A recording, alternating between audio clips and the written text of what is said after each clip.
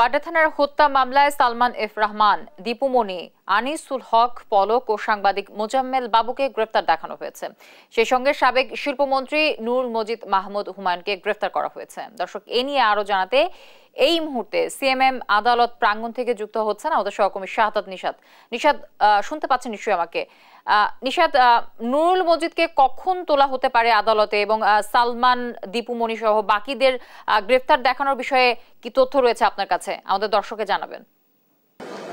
যেমনটি বলছেন, আজকে সকাল থেকে এখন পর্যন্ত সিএমএম কোর্টে যে সবশেষ পরিস্থিতি সে অনুযায়ী যদি আমরা একটু জানানোর চেষ্টা করি, আজকে সকাল 8টার দিকে এখানে সাবেক শিক্ষামন্ত্রী দীপু মনি এবং সাবেক আইসিটি প্রতিমন্ত্রী জুনায়েদ আহমেদ পলক, একই সাথে যে সাবেক আইনমন্ত্রী আনিসুল হক এবং সাবেক প্রধানমন্ত্রী শেখ হাসিনার শিল্প বাণিজ্যিক উপদেষ্টা সালমান এফ রহমানকে এখানে আদালতে আনা হয়েছে এবং তার পরপরই 8 থেকে আনার পরেই এখানে শুনানি শুরু হয়। মূলত তাদের যে রিমান্ড ছিল সেই রিমান্ড শুনানি চলছিল। পরবর্তীতে তাদেরকে আবারও রিমান্ড দিবে কিনা সে বিষয়ে শুনানি হয়েছিল, কিন্তু পরবর্তীতে তাদেরকে আসলে কারাগারে আদালত থেকে কারাগারে পাঠানো হয় এবং আমরা এখানে যে বিষয়টি সেখানে জেনেছি, মূলত 8টার দিকে তাদেরকে আদালতে আনা হয়েছে এবং ডিবি গুলশান জোনের যে পুলিশ পরিদর্শক জিয়াদ হোসেন আসামিদেরকে মামলায় যে তাদেরকে গ্রেপ্তার দেখানো হয়েছে এবং প্রথমে তাদেরকে গ্রেপ্তার আবেদন করেন এবং পরবর্তীতে তারা আবেদনের পরিপ্রেক্ষিতে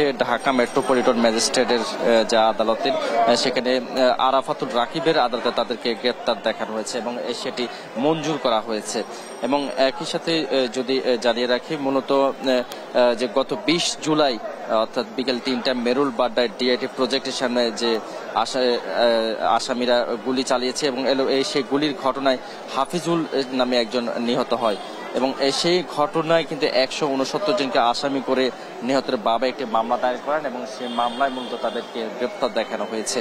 এবং সেই সাথে আমরা এখন পর্যন্ত যেটি জেনেছি যে 71 টিভির সিইও মোজাম্মেল বাবু, তাকেও আদালতে নিয়ে আসা হয়েছে এবং বাড্ডার একটি মামলায় তাকে গ্রেপ্তার দেখানো হয়েছে।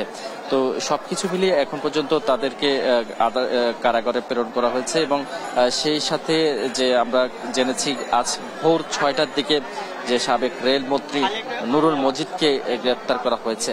তবে তাকে আদালতে নিয়ে আসা হবে কিনা সে বিষয়ে এখন পর্যন্ত কোনো সিদ্ধান্ত হয়নি এবং সেক্ষেত্রে যেহেতু ঢাকার বাইরের একটি মামলায় তাকে গ্রেপ্তার দেখানো হয়েছে, সেক্ষেত্রে এখানে এখন পর্যন্ত যে নিয়ে আসার বিষয় আমরা ডিবি থেকে যে বিষয়টি জেনেছি সেটি হচ্ছে কখন নাগাদ, অর্থাৎ আদালত যখন চাইবে তখনই কিন্তু তাকে এখানে নিয়ে আসা হবে।